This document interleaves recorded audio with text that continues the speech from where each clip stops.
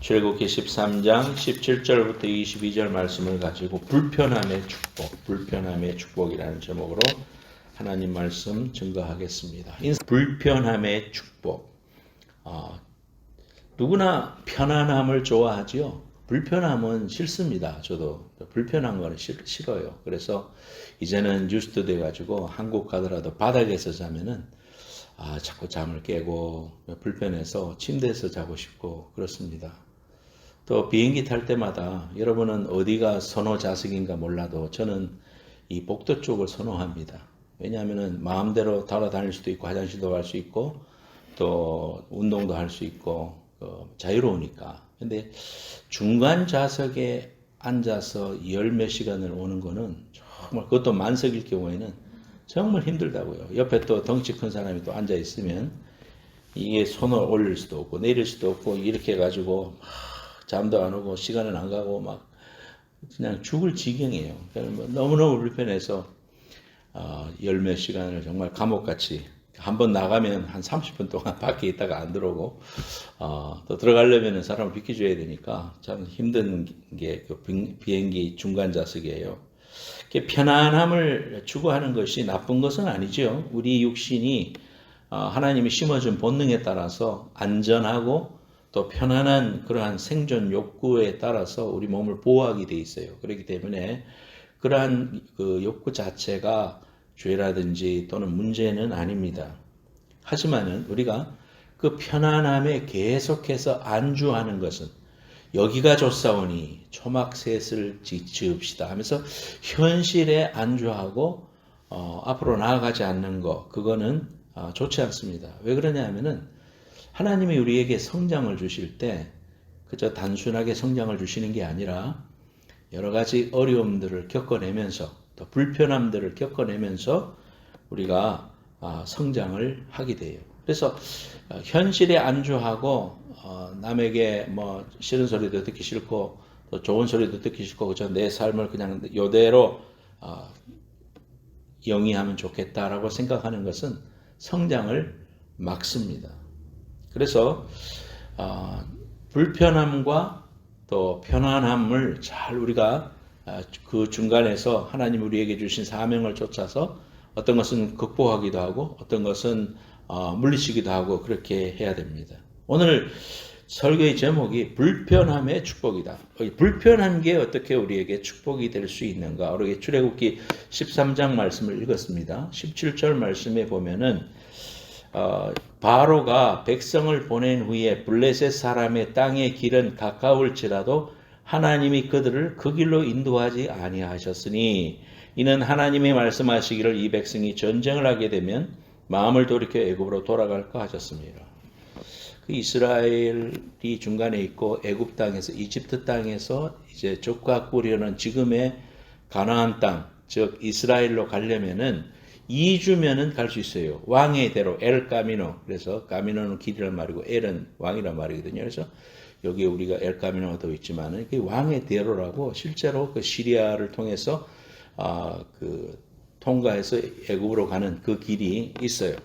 그 엘 까미노를 통해서 가면은 2주면 갈 수 있는데 왜 하나님이 광야로 그것도 자그마치 40년이나 돌아가게 하였는가?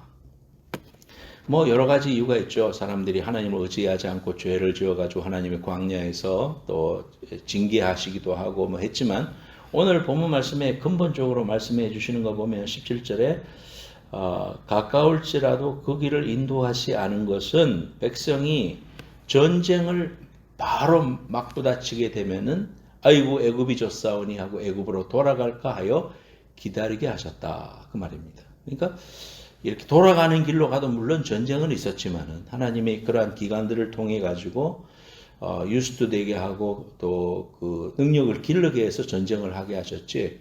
아무런 전쟁을 준비할 수 있는 힘이 없는데 갑자기 왕의 대로로 가다 보면 지금의 그 팔레스타인 땅에서 엄청난 이제 전쟁을 만나게 되면 아이고야. 왜냐하면 그 사람들은 이미 철기 문화를 소유하고 있었는데 목동들이었잖아요. 그러니까 그 애굽 땅에서 오는 양을 몰고 올라가면서 그냥 개죽음 당할 수 있는 그런 연약한 그런 전투력이 없는 그러한 백성들이었기 때문에 하나님이 이렇게 광야로 돌리셨다. 그런데 이제 신명기 말씀을 보고 여러 가지 말씀을 보면 광야가 꼭 필요했다.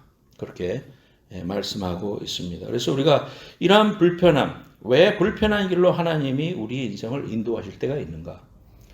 세 가지 이유를 가지고 우리가 은혜를 받고자 합니다. 첫 번째, 불편한 환경은 새로운 미래를 창조하도록 도와주는 축복이다. 우리에게 있어서 이러한 불편한 환경, 그것은 새로운 미래를 창조할 수 있도록 도와주는 축복이었다. 창세기 12장 1절 말씀에 보면 여호와께서 아브라함에게 이르시되 너는 너희 고향과 친척과 아버지 집을 떠나 내가 네게 보여줄 땅으로 가라. 내가 너로 큰 민족을 이루고 네게 복을 주어 네 이름을 창대하게 하리니 너는 복이 될지라. 아브라함이 그 현재 땅의 갈대아 우르에서 이미 뼈가 자라나고 모든 비즈니스가 있고 아는 사람이 있고 뭐 소위 말해서 우리의 인맥이 있고 뭐 모든 루트가 있고 이런데 하나님이 어느 날 너는 본토 친척을 떠나서 내가 너에게 지시해 줄 땅으로 가라. 어디로 갈지 아직 말씀해 주지 않았어요. 그냥 내가 지도할 테니까 너 가라. 그렇게 명령합니다. 이건 뭘 말하느냐 하면은 평안함을 내려놓고 불편함 속으로 들어가라. 그런 명령이었죠. 근데 아브라함은 거기에 순종합니다. 그래서 안락함보다는 불편함을 선택했습니다. 그리고 결국은 하나님께서 가나안 땅에 들어가도록 해주셨는데 그 가나안 땅에 들어가서도 장막에 거했습니다. 그래서 장막 안에 거하면서도 불편한 이동 생활을 하는 그런 장막 속에서 깨어있고 또 그런 불편함 생활 속에서 하나님의 인도함을 받으려고 했던 이러한 하나님의 백성, 믿음의 조상 아브라함의 삶을 우리가 보게 되는 것입니다.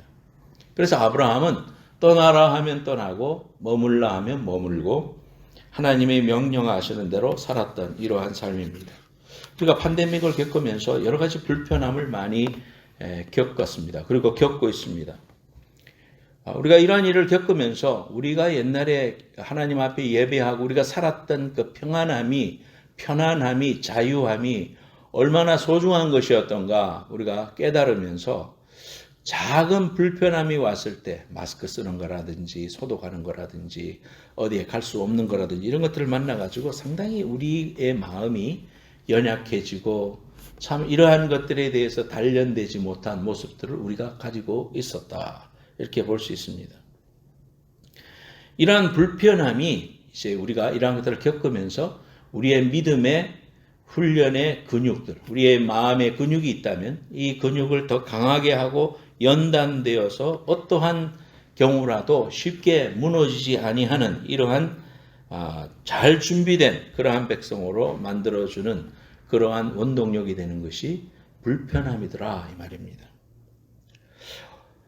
우리가 이러한 삶의 속에서 참으로 이 믿음의 근육이 강해지고 웬만한 일에 넘어지지 않고 실족지 않을 수 있는 것은 편안함을 우리가 어떻게 이겨내고 불편함이 오더라도 그 불편함을 통하여 하나님이 우리의 미래를 인도해 주시고 우리의 삶을 강하게 해 주시고 연단해 주시고 앞으로 전쟁을 감당할 수 있는 영적인 전쟁도 감당할 수 있는 믿음의 그런 훌륭한 존재로 하나님이 우리를 훈련하시고 인도해 주시는 그런 손길을 우리가 깨달을 수 있어야 된다.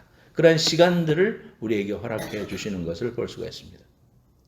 하나님이 이스라엘 백성들을 이제 예수님을 통해서 둘씩 짝을 지어서 모든 고을을 다니며 단기 선교 훈련을 시키잖아요. 너희들이 가서 복음을 전하고 돌아와서 그 선교 보고를 하라 하면서 예수님이 단기 선교 훈련을 합니다. 그리고 나서 지상명령 성취, The Great Commission, 마태복음 28장 19절 말씀을 우리에게 주시면서 그러므로 너희는 가서 모든 족속으로 제자를 삼아라 그렇게 말씀해 주십니다. 그리고 그 일을 할 수 있었던 위대한 용기와 능력은 바로 내가 세상 끝날까지 너희와 함께 있을 것이라는 이러한 약속으로 말미암아 제자들이 끝까지 승리할 수 있었다는 사실을 우리가 보게 됩니다. 불편한 환경은 새로운 미래를 창조하도록 도와주는 축복이 된다는 사실을 우리가 알아야 됩니다. 우리 그리스도인으로서 우리가 하나님의 자녀로서 살아가는 모든 삶의 여정 속에서 내게 불편함이 오고 장애가 오고 힘듦이 왔을 때 하나님이 이런 걸 통해서 하나님이 새로운 미래를 창조해 주시는 도구로 사용해 주시는 축복이 될 수 있구나라는 걸 우리가 꼭 기억해야 됩니다. 두 번째로는 이 불편한 말씀은 우리를 성장시켜주는 축복이 될 수 있다 그랬습니다. 우리가 설교 말씀을 들어도 우리를 위로해 주는 말씀, 또 격려해 주는 말씀, 소망을 주는 말씀, 이런 말씀은 우리가 아멘을 쉽게 하지만 또 때로는 하나님의 말씀이 우리에게 회개를 촉구하고 또 우리가 순종하기 싫은 이러한 명령을 우리에게 말씀해 주실 때는 쉽게 아멘이 안 나오고 그런 일에서 주저하게 되는 이러한 우리의 그 텐던시를 보게 됩니다.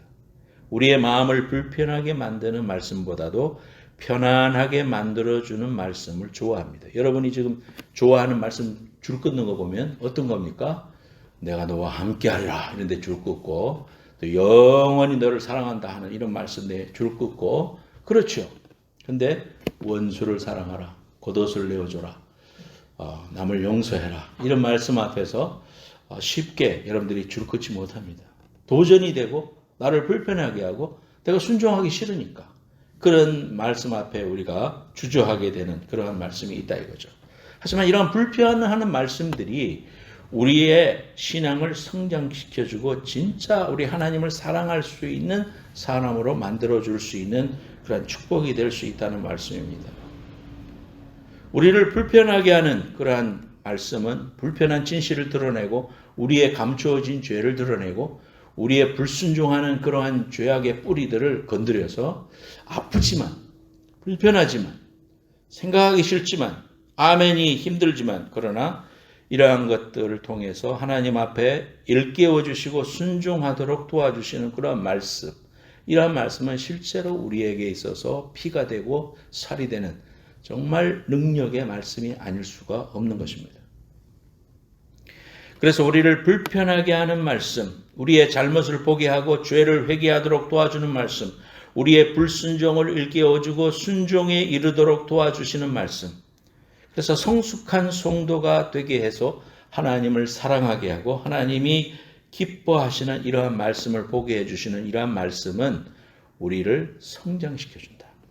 칭찬해주고 격려해주고 소망이 되게 해주시는 말씀도 한 날개라면 또 한 개의 날개는 우리의 죄를 지적하고 우리의 잘못을 도려내고 우리의 감춰진 부분을 환하게 드러나게 해주시는 그런 말씀 앞에서도 아멘하고 순종하고 죄를 회개하고 돌이킬 줄 아는 이러한 불편한 말씀은 우리에게 축복이 된다 이 말이에요. 그래서 여러분 삶 속에 하나님이 어떤 말씀을 주시든지 간에 그 말씀이 하나님이 내게 필요해서 주시는 말씀이기 때문에 내 입장에서 좋고 나쁨을 선택하지 말고 하나님이 내게 주신 모든 것은 내게 양약이라는 사실을 여러분 나를 성장시켜주는 말씀이고 내게 정말 하나님의 사랑이요 축복이요 변화를 주는 말씀인 걸 알고 순종해서 변화되는 저와 여러분들 될 수 있기를 축원합니다. 세 번째로 불편함은 영적인 인도를 경험하는 축복이다 그랬습니다. 광야는 참 힘들어요.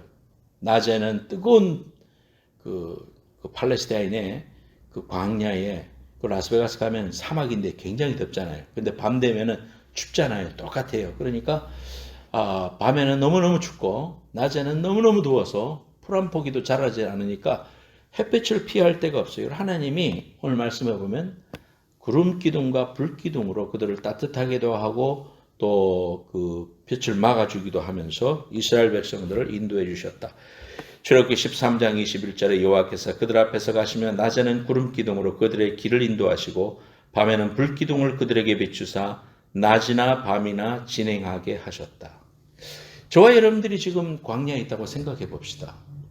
하나님의 그 임재가 성막 가운데 늘 임재하고 있고 그 성막에서 움직이면 자 이제 텐트를 걷어라 해가지고 쫙 그 많은 백성들이 12지파들이 텐트를 걷고는 출발을 해서 갈 때 구름이 쫙 인도해주고 구름으로 우리를 막아주고 또 목마를 때 반석을 치게 해주고 또 하나님이 먹여주시고 입혀주시고 고기 먹고 싶다니까 고기도 주시고 그렇게 인도해 주시고 막 구름이 일어나고 그런 거 보면은 하나님 우리와 함께 하시네.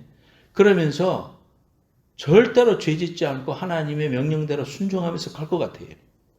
그런데 그런 걸 보면서도 사람들이 마음이 둔하여져 가지고 하나님의 인재와 능력을 바라보지 못하고 당장 내 몸에 불편하고 목마른 거, 또 내 텐트에 넘어온 거, 이런 거 가지고 싸우고 막 그런 거하고 똑같단 말이에요. 그래서 그 대형 교회들 그 주일날 예배 마치고 주차할 때에 막 주차 싸움을 하고 막 나가면서 막 아멘하고 은혜를 다 받아놓고 나가면서 막 눈을 부르키면서 이렇게 나가게 되고 또 그 주위에 상가의 앞에다가 주차를 엄청나게 해가지고 참 그 지역 사회 속에 민폐를 주는 이러한 경우들은 많잖아요. 우리가 실제적으로 생각할 때 우리 그리스도인이라면 어떻게 해야 되겠습니까? 물론 내가 내 차를 가지고 가서 차를 교회 근처에 대놓고 예배를 드리고 이렇게 쉽게 오면 편안하죠. 근데 우리 그리스도인들이 어떻게 해야 된단 말이에요. 오늘 말씀을 생각하면 불편함을 감수하라는 거예요. 믿음이 있는 사람들이 하나님 앞에 구원받은 백성들이 대중교통을 이용하고 또는 좀 더 멀리서 걸어서 가서 이렇게 앉는 겁니다. 어디 이제 우리가 집회에도 가고 하면은 여러분들이 오면은 어느 자리에 앉아요? 딱 와가지고 빈 자리 중에서도 제일 들어가기 쉬운 가장자리에 보통 앉잖아요. 중간에 들어가기 싫으니까. 그럼 나중에 오는 사람들이 이제 여기에서 들어가서 앉아야 돼요. 그러면은 좀 안으로 들어가 주세요. 그럼 사람들이 잘 안 움직여요. 그죠? 안으로 들어가면 나가는 것도 힘들고 막 이게 불편하니까 그럽니다. 그러면서 또 무슨 생각이 드냐 하면 저도 그런 생각이 든 적이 있어요. 아니 예배 시간을 맞춰서 일찍 온 사람들이 먼저 와서 이렇게 헌신해서 좋은 자리에 앉아서 하나님께 은혜 받고 싶은데 늦게 온 사람들은 결국은 내가 앉았던 그 좋은 자리에 앉아서 예배 드리고 나는 그 손해보네. 그러면서 그 불편함, 그 마음의 불편함이 스멀스멀하게 올라온다 이 말이에요. 그런 사람들이 더 늦게 왔으니까 뒤에서 안 좋은 자리에서 예배 드리는 게 당연하지. 이렇게 생각할 수 있는 우리의 평안함을 추구하는 마음들이 오늘 말씀 앞에서 이래는 달라져야 되는구나. 좀 불편함을 우리가 승강기가 너무 사람들이 많이 서 있으면 계단으로 올라간다든지 또 내가 가질 수 있는 베니핏을 연약한 사람들을 위해서 포기한다든지 이러한 일들을 불편함을 감수하는 게 그게 믿음이다. 그게 신앙생활이고 신앙의 성숙이다라는 사실을 우리가 알게 됩니다. 여러분의 삶 가운데 내가 당연히 누릴 수 있고 또 내가 가질 수 있는 베니핏이라고 생각했던 것들을 하나님의 나라를 위해서 하나님의 교회를 위해서 또 한 사람의 영혼을 위하여 내가 그러한 것들을 포기하고 불편함을 감수할 수 있는 그러한 믿음의 신앙을 가진 사람들이 성숙한 사람이다. 그런 말입니다. 저와 여러분들이 우리의 이 불편함은 영적 인도를 경험하는 축복이다. 예수님은 서로 사랑하라 요한복음 13장 34절에 명하셨어요. 그런데 우리는 이 말씀을 서로 좋아하라로 바꾸었습니다. 즉 좋아하는 사람만 사랑하려고 하는 것입니다. 하지만 예수님은 원수까지 사랑하라고 명령하셨습니다. 이거 어떻게 가능한가? 마태복음 5장 44절에 성령님의 도우심을 따라서 우리가 사랑할 수 있다. 우리 인간이니까 참 안 되죠. 그런데 성령님의 능력으로 할 수 있다. 그렇게 말씀하고 있습니다. 로마서 5장 5절에 소망이 우리를 부끄럽게 하지 아니함은 우리에게 주신 성령으로 말미암아 하나님의 사랑이 우리 마음에 부은 바 됨이니 그랬습니다. 불편한 사람을 사랑할 때 불편한 관계가 회복되어지는 그런 놀라운 은혜와 기쁨을 누리게 되는 것입니다. 불편함 속에 감추어진 축복을 누리기 원한다면 불편을 축복이라고 생각하고 우리가 받아들여야 됩니다. 그리고 우리가 누리는 풍성한 축복은 누군가의 불편한 헌신을 통해서 이루어졌다는 사실입니다. 예수님이 편안함을 포기하시고 우리에게 구원을 주시기 위해서 십자가라는 불편함을 지셨습니다. 우리의 어머님은 자신의 평안함을 포기하고 불편한 희생을 통해서 이루어졌습니다. 임신했을 때 커피를 먹으면 안 된다고 커피도 그렇게 좋아하는데 딱 끊어버리고 아파서 몸이 불덩이게 되는데 애기한테 그 항생제가 들어가면 안 된다고 절대 먹지 않고 그러면서 열이 풀풀 나는데도 그렇게 고생하는 그 임신한 어머니들의 그 마음, 물론 본능으로도 하나님 주셨지만은 사랑이 아니고서는 안 되거든요. 그러니까 이러한 불편한 헌신을 통해서 오늘날 우리에게 당연하다고 생각하는 구원도 왔고 우리가 자리하는 이러한 현실에 이러한 것들도 우리 그런 것들 때문에 왔다는 겁니다. 그래서 예수님을 생각하면서 여러분 불편을 감수하세요. 항상 우리가 연합 집회를 가도 항상 하나님의 백성으로서 다른 모습을 보이기 바랍니다. 불편함을 도리어 하나님의 귀한 나라를 위해서 하나님의 교회를 위하여 한 영혼이 복음을 듣고 은혜 받고 편안한 자리에 앉아서 예수 믿는 구원의 은혜를 이루기 위해서 내가 비록 일찍 왔지만 중간 자리에 앉아서 그들에게 성경도 찾아주고 또 그들을 섬기고 사랑할 수 있고 먼저 자리에서 음식도 먹을 수 있게 해주고 하는 이런 VIP로서 대접하는 것도 결국은 그런 하나님의 나라를 위해서 그렇게 하는 것입니다. 사랑하는 여러분, 오늘 우리가 생명의 삶에 있는 한 내용을 소개해주고 제가 설교를 마치겠습니다. 얼마 전에 그 진정주 약사가 다니엘 기도회에 나와서 간증을 했죠. 그분의 책에 보면 진약사의 기도학교라는 진정주 약사의 그 목사님 사모님이시죠. 이분이 이제 이런 이야기를 썼습니다. 교회에 어떤 문제를 놓고 기도하다 보면 어느 순간 하나님은 가만히 계시는 것 같고 내가 누구보다도 더 의롭다는 생각이 들 때가 있어요. 내가 그 문제에 대한 해결책을 다 알고 있다고 생각하는 거죠. 저 집사는 이렇게 해야 되고 저 목사는 저렇게 해야 된다는 식으로 내 마음이 더 앞서는 거예요. 그러니 기도를 하고 나서도 짜증이 나고 불평할 수밖에 없어요. 이것이 큰 함정이에요. 하나님 앞에 예배자로 나아갈 때 우리는 모든 면에서 마음을 낮춰야 해요. 하나님이 나보다 훨씬 더 그 문제에 대해 전문가이시고 나는 아무것도 아니라는 겸손과 경외감이 필요해요. 하나님은 우리의 내면의 문제를 아세요. 어떤 문제에 처했을 때 우리는 해결을 바라지만 하나님이 정말 원하시는 것은 우리 영혼의 치유, 회개와 회복, 보이지 않는 영적 각성이 일어나는 것이에요. 그럴 때 하나님은 이렇게 말씀하세요. 얘야, 내 기도가 내 입에서 나왔을 때 나는 벌써 다 들었어. 그런데도 내가 너로 하여금 계속해서 기도하게 하는 것은 너를 위해서야. 내가 너에게 나의 영광을 나타낼 테니 기다려라. 다만 너의 마음과 생각이 나에게 온전히 순종하도록 너 자신을 지켜라. 이제는 불평하던 우리의 입술을 닫고 하나님께 시선을 고정할 차례예요. 하나님은 벌써 다 들으셨어요. 우리는 다만 겸손히 기다릴 뿐이에요. 기도하겠습니다.